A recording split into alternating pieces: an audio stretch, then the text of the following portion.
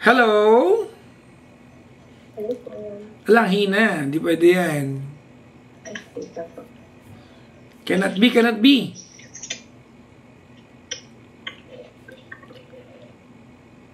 Hello? Hello po. Ala. Hello po. Hindi pa rin.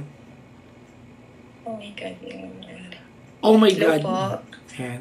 Pwede bang, Hello po, ito Ayan. po. Pwede bang kulungin mo ng kamay, magsasalta ka ng malakas? Apo, ito po. Yan. Oh, ha? Ayan. Pwede ba i-maintain mo yan? Hello po. Apo. Sige. Yan. Kulungin mo ng kamay, ma'am. Lumina ulit. Apo. Hi, good morning. Morning po. Good morning. Kasama ba yung database ko? What do I call you? Ash po. Ash. Okay. Ilan taong ka na, Ash? 31 po. 31. Pahina ka ng pahina. Taga saan ka? Bulacan po. Bulacan. Okay. Ash. Opo. Yan. Pwede bang kulungin mo ng kamay? Ayan po. Mas lakas ako magsalita. Lakasan mo lang, ma'am. Sige na, please. Opo, ito po. Wala ka namang ginawa. Ay, charotera ka, no? Ay, ito po malakas na. Yan, ganyan. All throughout, ha? All throughout. Huwag mong hihinaan. Okay lang? Okay, okay po. Sige, sige. Ash, you are 31. Matanda ka sa akin Yes, ng 5-6 years? Yan po yung sabi niyo. Aloko to, ha? Binabadrip ako na ito,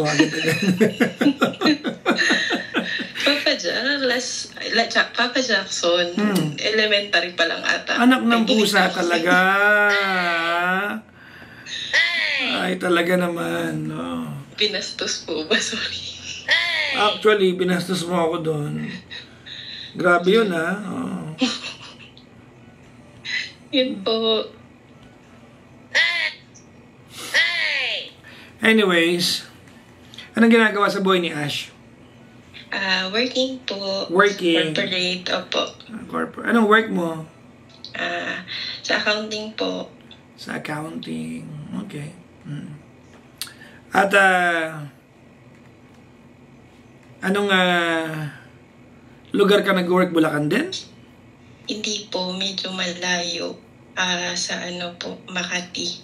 Uwi ang araw-araw? Hindi po, work from home po. Work from home. Yes po. Okay.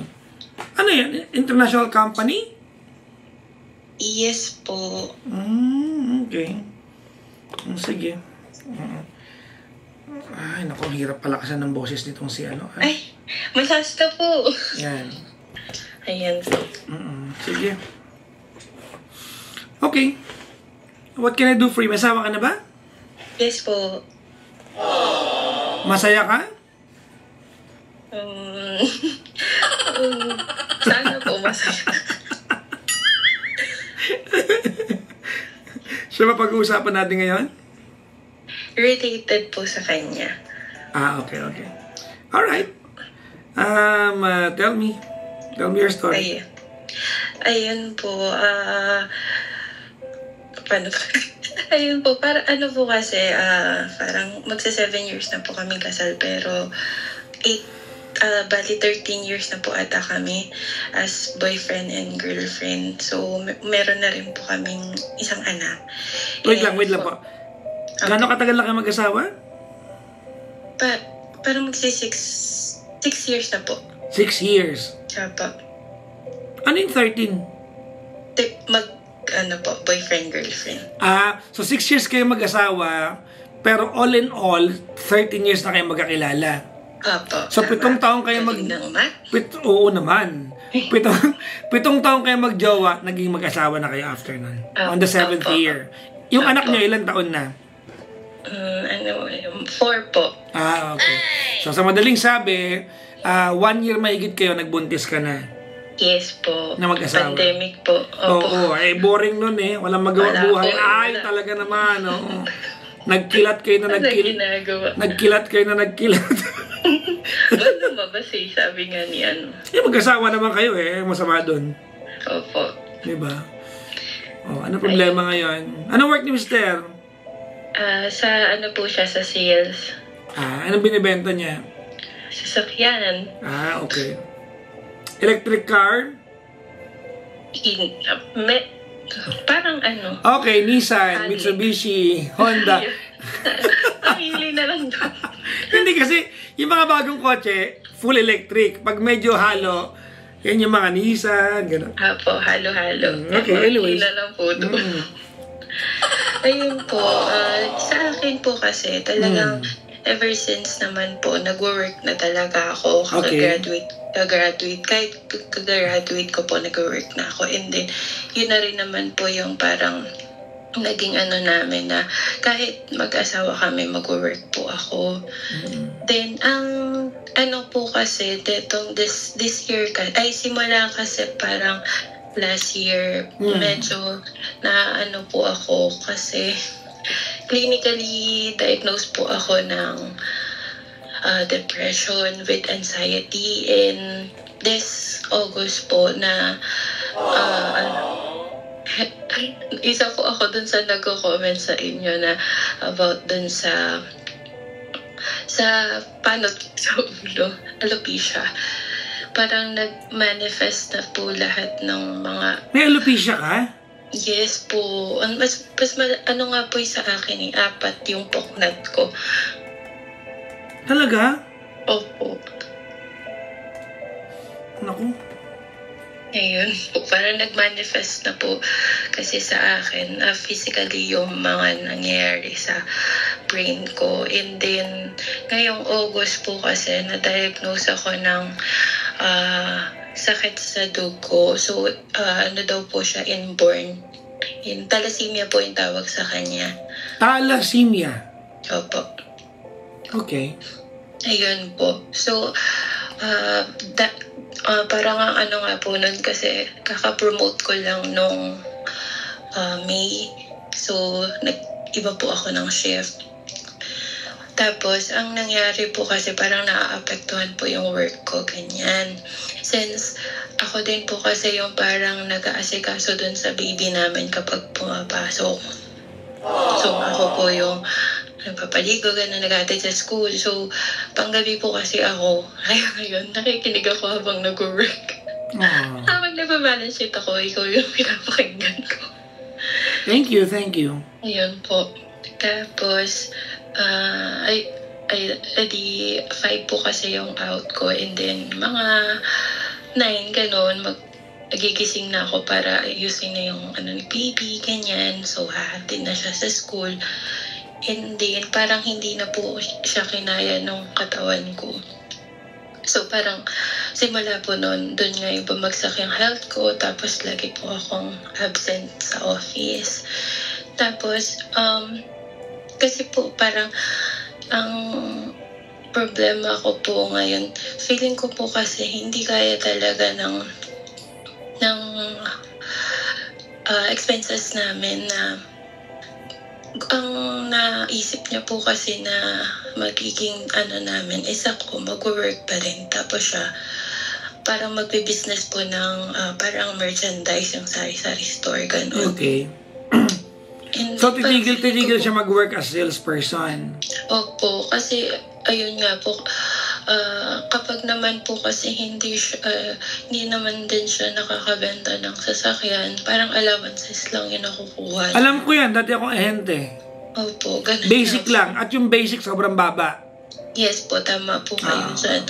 So, parang yun po yung namin, dynamic namin, na mas mataas talaga yung sinasahod ko sa kanya. So, kahit naman po kasi parang medyo mababa yung kino-contribute niya dito sa bahay, nakakatulong pa rin naman po kahit papaano. So, hindi ko siya sinasalo lahat kasi naranasan ko na po na saluhin siya lahat nung time na lumipat siya ng work.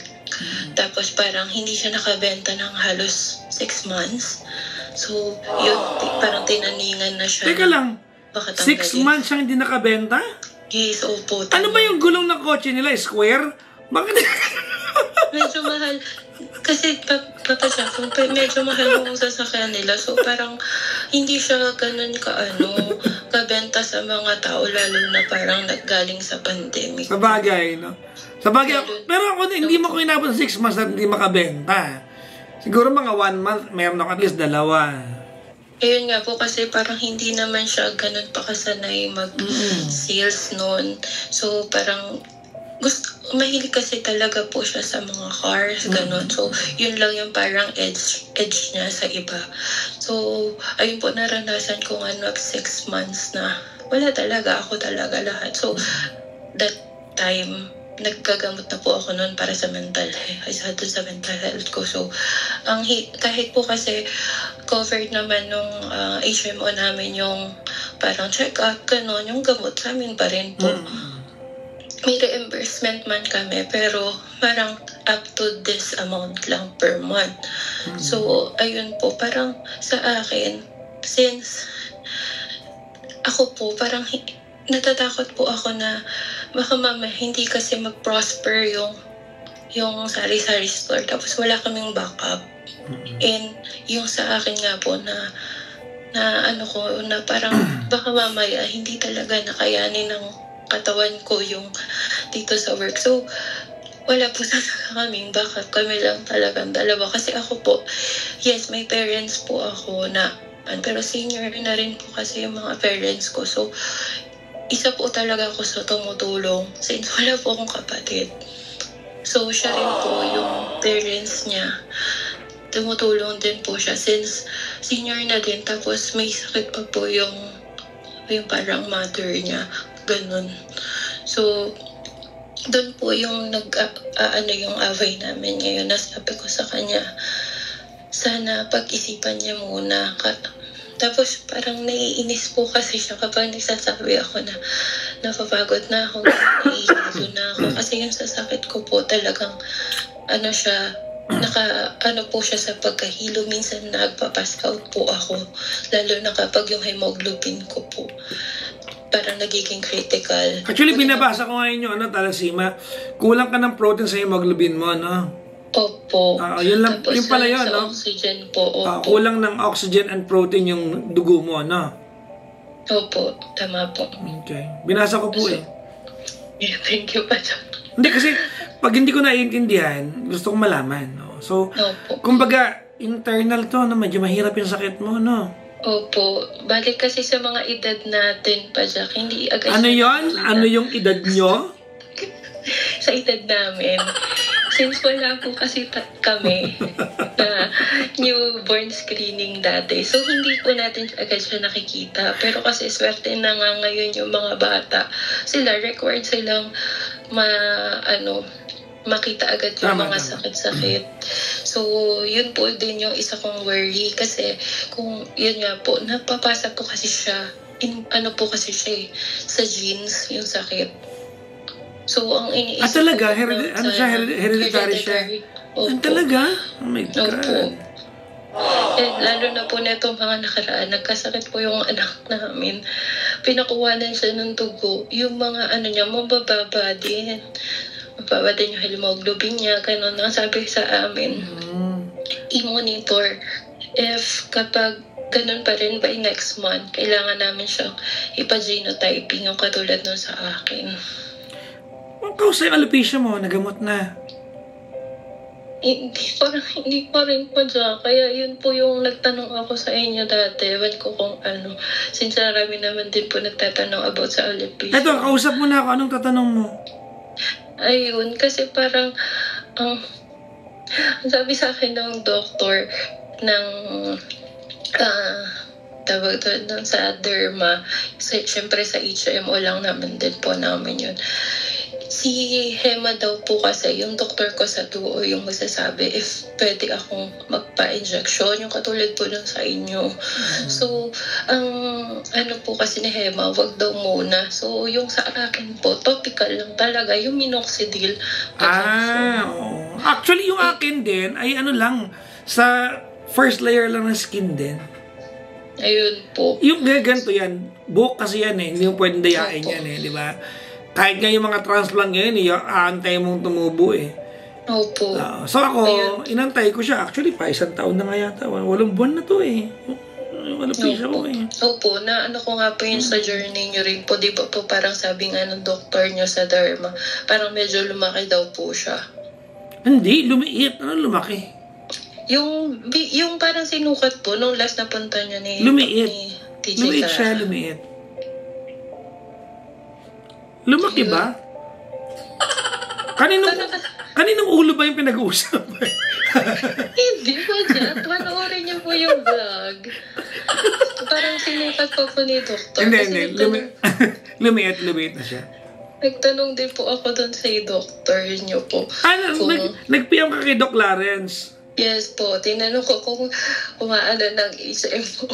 Hindi daw po pala. Opo, ayun po. Anyways, well, we are not here talking about medical conditions. Otherwise, I will not be anywhere near qualified, no? Hindi ako doktor. Siguro kung doktor, pwede ako. Opo. Pag-doktor ka na kasi. Ang daming nang gusto sa buhay. Okay, your problem is your husband wants to venture into something and you are not supportive of it because you feel like it's a risky move. Did I say it properly? Yes po. It's a risky move given the fact, diba? Given the fact that you are going through some illness and diba, parang ganun. Anong tanong mo sa akin? Ayun po, kasi gusto ko pong kasi kung tutuos, po kasi, medyo maano po ako magsalita, straightforward. Yun din po yung para reklamo sa akin ng mga kasama ko sa work. So, parang ang nangyayari po, pag nagsasabi po kasi siya sa akin, parang nagiging defensive po ako. Parang, yun po yung nagiging namin ng away. What's your question? Haba ng intro mo. Hindi ko po alam kasi kung paano ko sasabihin sa kanya na dapat sana, hindi naman sa hindi ako supportive. Paano ko sa kanya na yung mga risk. Isipin niya muna yung mga risk. Since may anak nga din po kami in yung condition ko nga po. Okay, gets kita. Okay.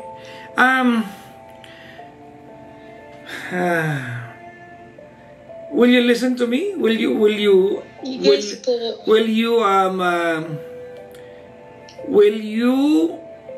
not take it against me if I tell you exactly how I feel about things? Opo. Okay, thank you. Okay. There's a part of this that you are overthinking things. Opo. Tama ka, mali? Tama po. Okay. Thank you for calling. Okay na tayo. Ano ba Ipapajakson naman Okay. Maybe your husband is not able to explain things the way he wants you to understand it.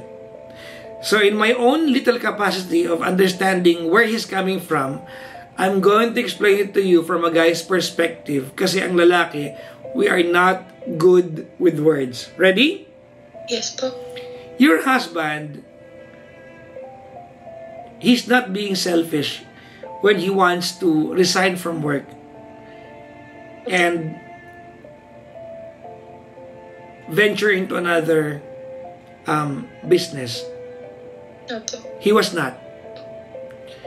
Do you know what he is? Ano po? He is desperate to help you out. And he knows that going to work every day will not help you in any way kasi it's consuming him to go to that place. Tama, mali? Opo. So he'd rather give up a career at magtinda ng sari-sari store para mas matulungan ka niya. In his mind, nakwenta na niya yan. Walang pamasahe, sa bahay kakain, maaalagaan ka niya, kasama niya yung mga bata, may pera siyang kinikita. Did that make sense? Yes po. Nakwento na niya sa utak niya yan. Maniwala ka sa akin. Now, where you're coming from is that you are so worried na when he gives up work, you will be financing the entire household alone. Tama, mali? Tama po. Mamaya maglabas ka ng ledger, ha? Kwentahin mo. Yung kinikita niya at yung pinamamasahe niya araw-araw, baka kinukonsume din niya yung sinisweldo niya. Tama ko mali? Opo, Look, tapos nakasasakyan pa po siya. Your husband, he may not be the sharpest guy around. I'm sorry, hindi para insultuhin ko siya. Opo. He may not be the sharpest guy around, but Ash, he wants to take care of you.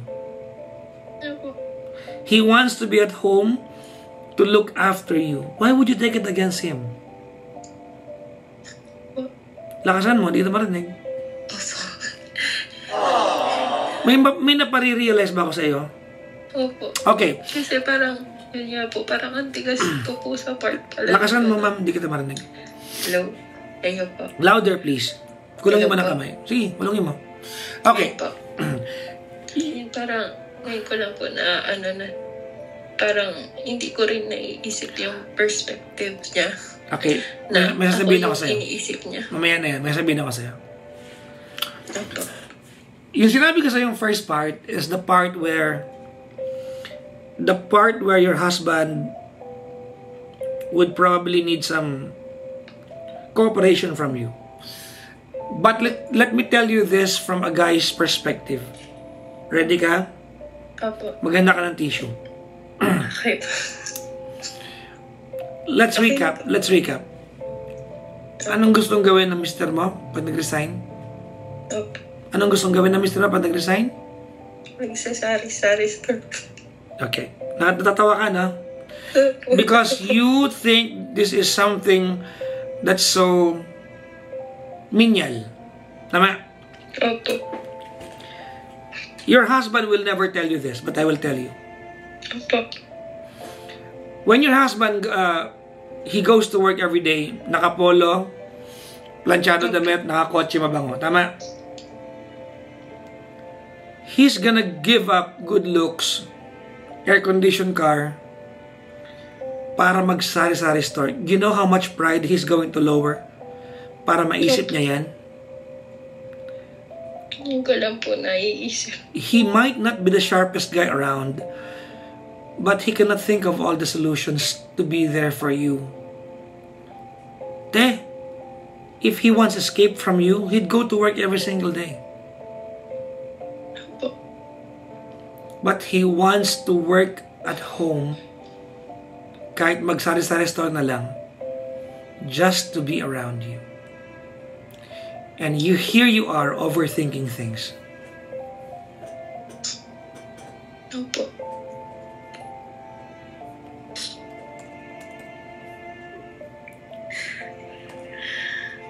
Did that make sense? Opo, Pa Jackson. Dami ko po nare-realize. Lakasan mo. Ang dami ko pong nare-realize ngayon. Kasi siguro parang hindi niya rin po alam pa paano masasabi sa akin yun. Probably. Kasi parang nahihiya din po siya ganun. Probably.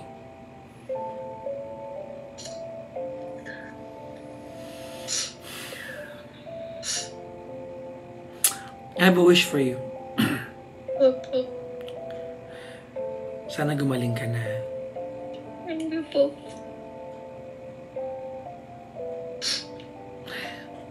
Yun na yung alopecia. I have alopecia, di ba? Opo. Can I tell you, kasi we share the same experience. Opo. It's my second time having alopecia. First time sa harap mismo, sa gitna. Ano ngayon sa likod? Ang laki ng poknat ko, sobra. This second time around, I realized, alam mo, Ash, yung alopecia natin, walang gamot ang pwedeng gamot dyan eh. It can just help us eh. Saka dalawa ng araw, kung ang source ng alopecia natin ay stress, mindset ang gamot. Maybe it's a different thing to you kasi it's a blood-related, tama? Opo.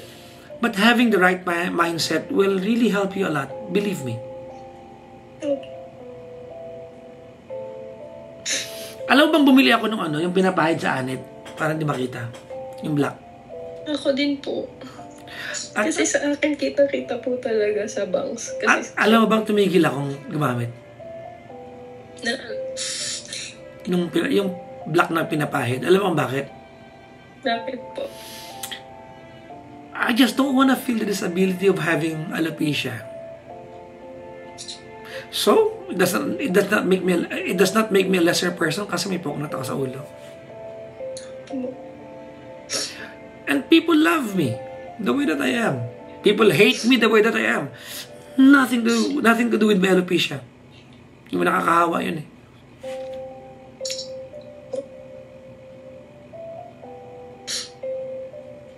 And let's go back to your husband. Opo. Ako hingi ko ng tawad sa'yo for saying what I said na your husband may not be the sharpest person around. Tama? Opo. But he has a heart that beats only for you. Opo. So, a big part of this, you are overthinking things. Anong mensahe mo sa kanya? Ma'am, kulong mo kamay mo sa telepono. Speak louder. Hello po. If he can listen to this, anong mensahe mo sa kanya? Hey, love. Thank you sa sama-sama mo sa akin sa mga Ang hina. check-ups. Hello po. Yan, kulongin mo kamay, ma'am. Hello po. Hindi mo naman nilalakasan eh. Charotera. Hello po. Ito po. Yan, go. Ayun, love. Thank you sa pagsama sa akin sa hospital kahit quickly. Kahit alam ko napapagalitan ka na lagi dahil sa akin. Kahit hindi ka na nakakakain minsan ng lunch para lang masamahan ako. Ate, bumubulong ka. Hello po. Sayang, uulitin mo yan. Sayang drama, bahala ka. Bahala ka. Maniwala ka sa akin. Hello po. Yan, lumakas. Tiyan mo. Ikaw.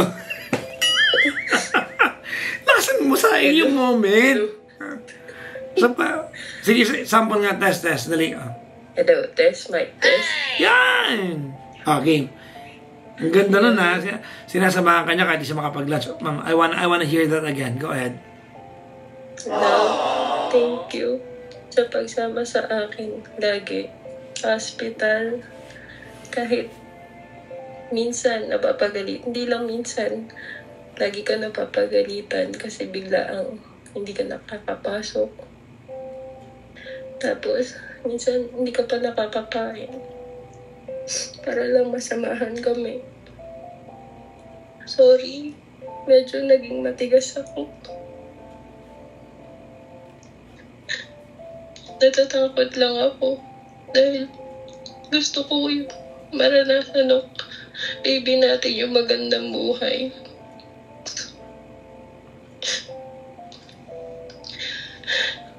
Pero kung yun na talaga yung desisyon mo, kakayanin naman siguro natin kung lalo na magkasama tayo. Mahal na mahal ko kayo ni baby. Ayun po pa, Jack. Thank you po.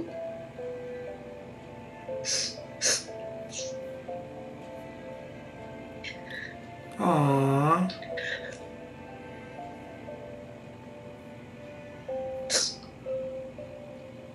Thank you po pa, Jack. At pakikinig. There's one last thing I want to tell you. Opo. Ready? Yes po. I know that you bring in the most money to the household. Tama? Opo. But will you make him feel that he leads the household? Opo. Okay, promise? Yes po. Promise po. Okay. Asan siya ngayon? Tulog po sa kabilang kwarto. Kasama Okay. si baby. May oil ka dyan? Para pang massage. Ha? Ang massage ba yan? Sakit ng katawan. Bahala ka kung anong gusto mo yung massage. Pag-asawa naman kayo. Opo, Jack. Ayun nga po. Basta mag-asawa. Ay, nako. Thank you very much. Thank you po so much. Bye-bye. Na-miss po kita nung last week. Ako, hindi ako pina-air eh. Okay, thanks. Bye. Bye-bye.